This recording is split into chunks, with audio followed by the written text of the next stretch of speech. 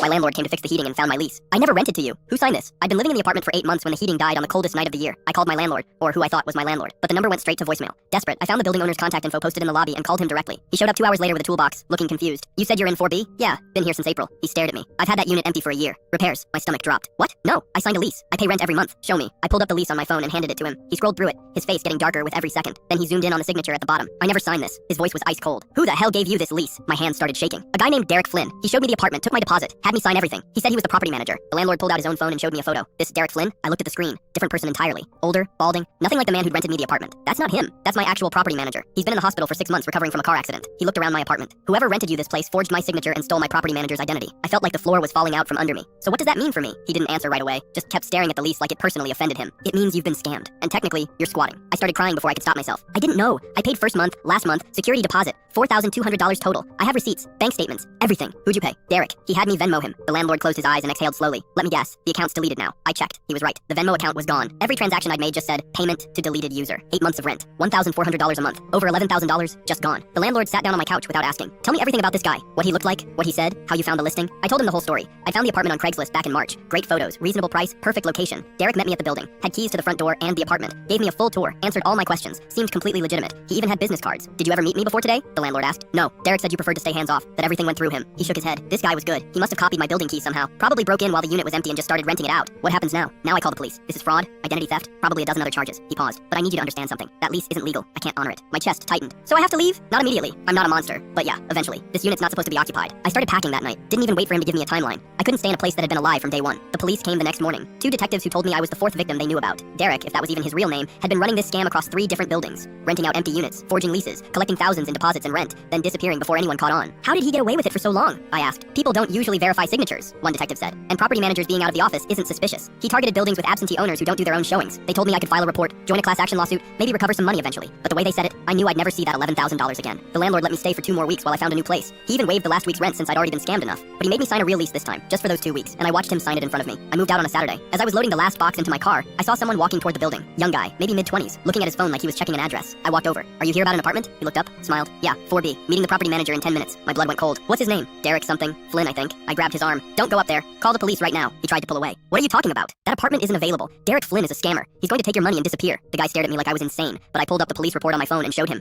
my bank statements, my fake lease, everything. He went pale. Then he called 911. The police set up a sting. Had the guy text Derek that he was running late, then waited in the building lobby. Derek showed up 30 minutes later with a key that shouldn't exist and a smile that should be illegal. They arrested him on the spot. Turns out his real name was Eric Donovan, and he had warrants in 2 other states for the same scam. He'd stolen over $200,000 from people just trying to find a place to live. I never got my money back. The lawsuit's still pending, probably will be for years, but at least I stopped him from getting one more person.